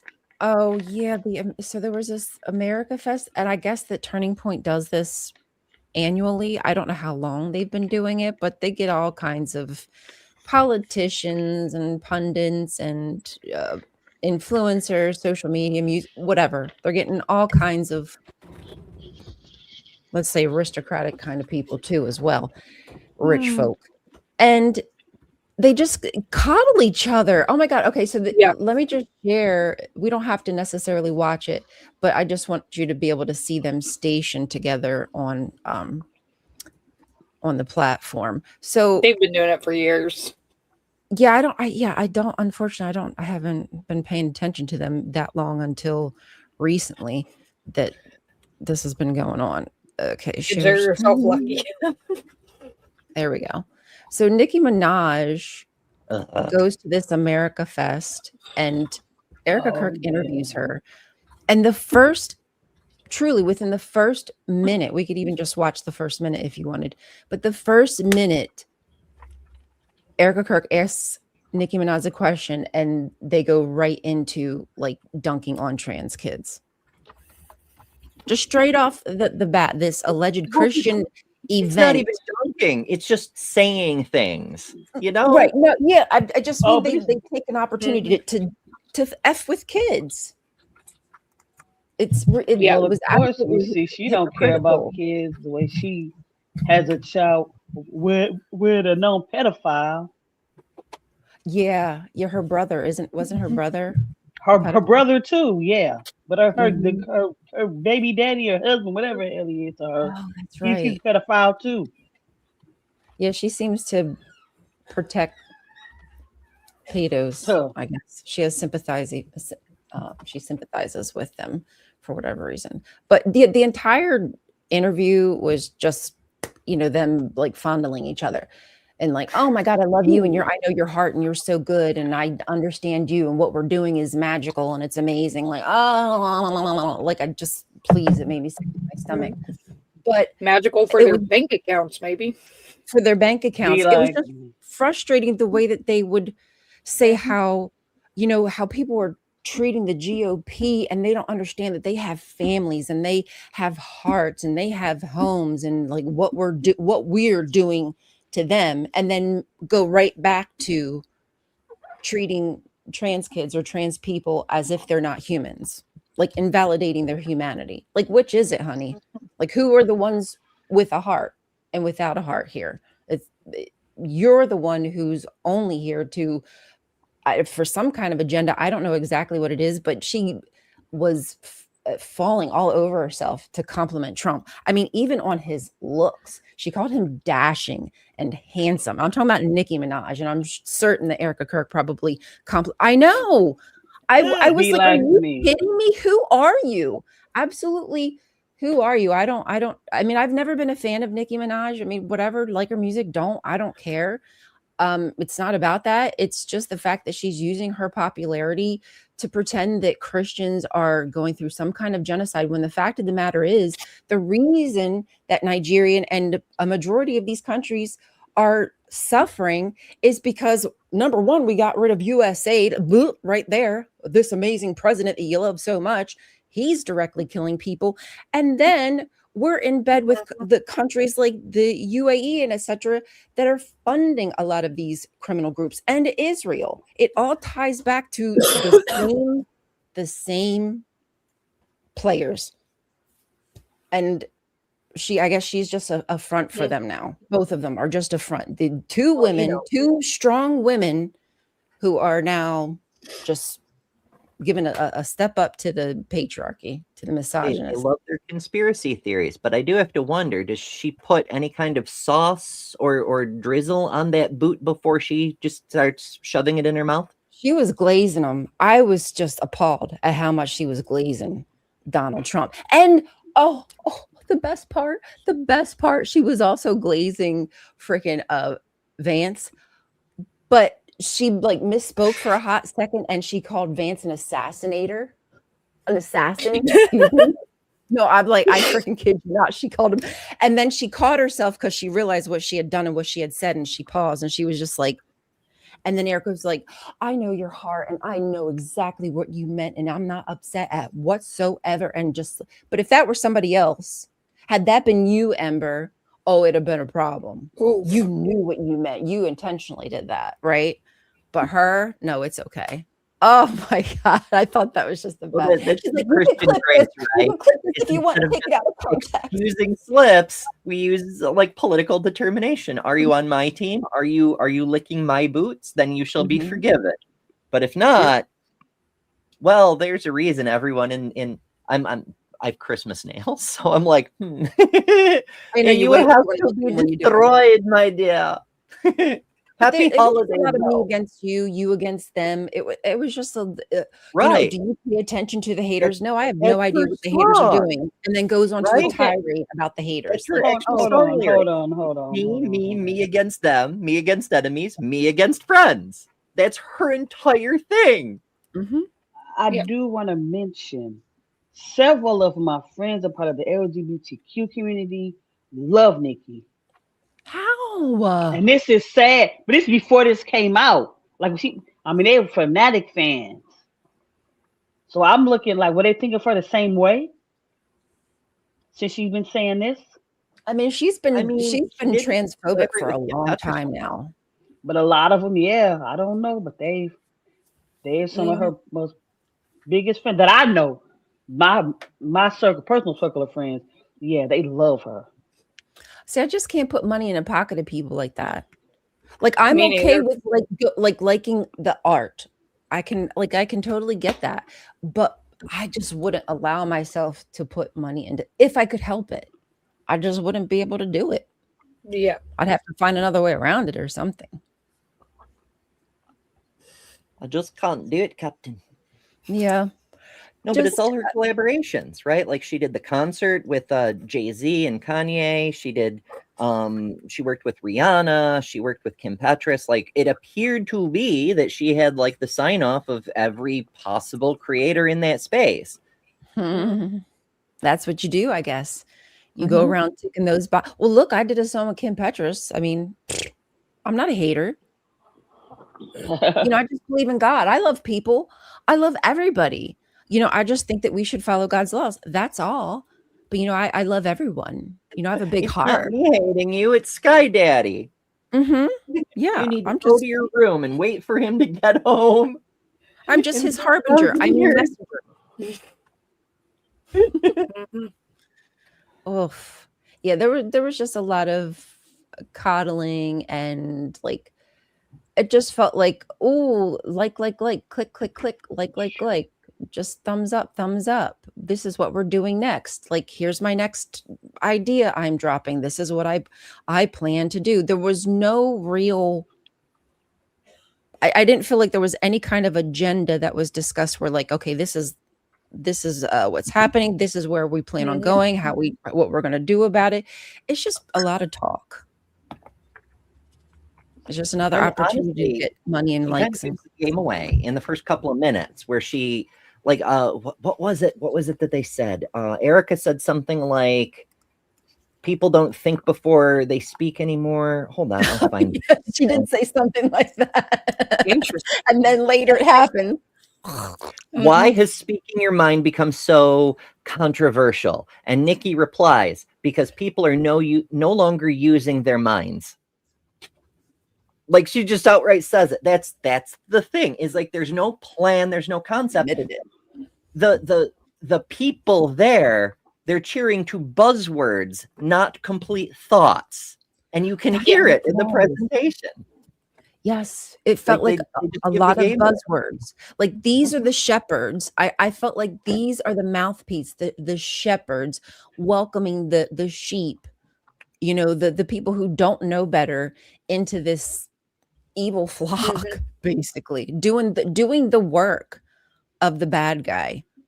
Ugh, I hate when women like help. That just really is, that's the worst. I hate that worse than when the dudes do it. Just a lot of sensationalism. Yeah. What we need is more sensationalism. Yes, I do want sensationalism, please. And another thing too is like the whole Christian genocide in Nigeria. She's not even a thing. Number one, is it not a thing? I mean, Muslims are also being killed. This is not just like just a Christian thing. All Christians are being targeted. No, Muslims are dying too, dipshit. But Nikki, the reason she said she was passionate about this, like, of course, God, but because her pastor's from Nigeria, that's it. Is because your pastor's from Nigeria. That's why you care about this issue. My goodness gracious, anybody could pick a string and tie it to it. How about you should care about what's happening to the country whole cloth, like not just that pointed issue where Christians are being targeted. How about who's providing the guns? Who's providing the money? This is the kind of information that you could get your hands on, that you could put into the populace, that you could educate people about so we could get to the real deal, Holyfield. But instead, you just want to pretend like Trump is actually doing something about it because he puts out a freaking tweet. He wants to get his hands on the minerals. I think he's even openly said that about Venezuela, about countries in Africa. He wants the minerals. He wants to exploit people. Is she a citizen? I don't know. I was talking about that too. I'm just disgusted. Because are you trying to do all this to make sure you don't be kicked out of America? I don't know. I'm How thinking, funny would it you be know, if she was like naturalized no, or no, something? yeah. Was it Nicki Minaj that just did the thing in one of the Middle East countries where she was like fully dressed? I guess what they would call modestly, but she had like this red thing on. Was that her? Or am I thinking of a different artist? I No do not idea. know. No. I do not know. Because I mean, I think she was basically wearing a hijab while she was performing in this specific country, and I don't remember which one it was. Just that it was like a more Islamic country. And then this came out, and I wondered if there was a tie between them, but I didn't get a chance to talk to you guys about that this morning. I'm sorry. oh, it's okay. No worries. Yeah, I'm not There really it is. sure. Okay, do I was looking for a clip. It's like 5 minutes long, though, but it's a Nigerian reporter debunking the claims of Christian genocide. Like, he's a news reporter. He is a Nigerian, and he's That's how like, you do it. no. Fact.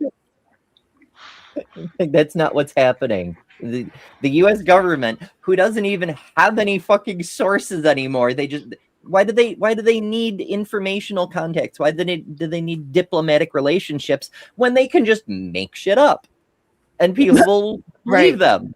You know, facts aren't real. What are they for? Oh, you know what? Something else news.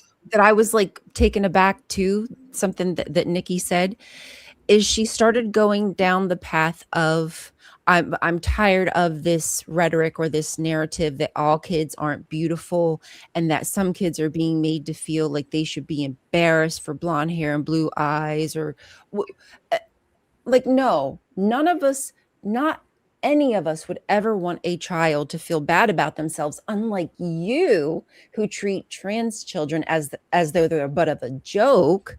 So that's on you. You are the ones who don't care about children and what happens to them.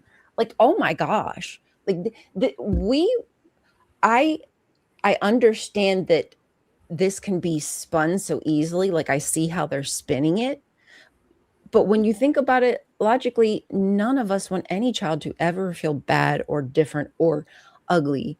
We want them all to feel beautiful and special and smart and worthy. The problem is that isn't what is happening. Some children are treated better. I mean, look at the school system. They're trying to privatize everything. So certain kids in certain areas will be able to go to better schools while children in the cities might be underfunded. I mean, the hypocrisy kills me. I could just go on and on and on. But that really threw me for a loop where she was trying to make it as though like we want white kids to feel ugly. And that's... I feel like that was just taking the what's that girl, that commercial with the jeans out of context. Yeah, I feel like that was taking that and blowing that up and turning it into something it wasn't. That's not what that was about. The point is that she is the kind of person, Sweeney, that gets privileged above other people. Isn't that the group that thought that was Hitler, that thought that they were the better because they looked like blonde hair and blue eyes? And I guess it's showing everybody's beautiful. So they're getting upset about that? Is that what I'm looking at? Well, what she was saying is that we, with our wokeness, are trying to make people of color feel better about themselves. And that's not right because we are making... Yeah, that's what I'm saying. They're making them feel bad for pointing out that we treat other children differently. But isn't that what they tried to do to everybody else for years? If they didn't have blonde and blue eyes? Isn't that what they were trying to do to everybody else for years? If you don't look like this, then you're not important. And now we're saying everybody's beautiful. Right. That's exactly the issue. Is our message of everyone can be beautiful is counter to the eugenics that is still central to that culture. Yeah. I was just like, damn, what a sellout. Like there's just one model and she's like extremely dark, but so beautiful. And it's so sad how many like black men will say, She's too dark for me. Yeah. And I'm like, it's really sad how a lot of black men. I mean, that's a whole conversation that is a whole conversation. I don't feel like I deserve to be like participating in it, but I would love to watch it because that comes across my FYP a lot. And I understand where even that celebrities and stuff. Mm-hmm. They have women that to look like she's mixed or something. Mm-hmm.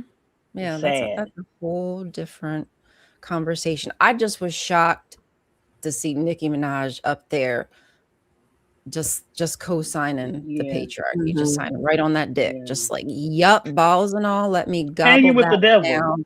Point, period. Yup. Gargle. Gargle. Well, on that note, on that gargling note, we probably should wrap it up because Little Miss Ember is up next. It's true. I'll drop the link to the next show. Once again, we are doing Atheist Advent this month. We're getting very, very close. Solstice was yesterday, so the big holiday celebration is coming up. Everybody's got streams and things, so make sure you're following Ryan's playlist so you can join us whenever time. But today, for Atheist Advent, we are investigating how language shapes thought. Hopefully you're interested in that kind of thing, because I promise it'll be interesting. So yeah, join us for that coming up next. Some of these shows will automatically send you over. Some of them you have to click a link. So there's a link in at least all the places I can post. And I just put the link to the playlist for the marathon. And if you got to go, Ember, no worries. Do you ladies want to shill anything out before we leave?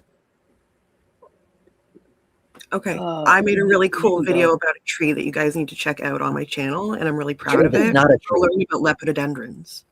Oh, okay. It's a fake tree. It's a pretend tree, but it's cool. I love fake. I love phony. That's why I chose my president. Just kidding. Fake. That's why we on here doing fake news on this show. We like fake so much.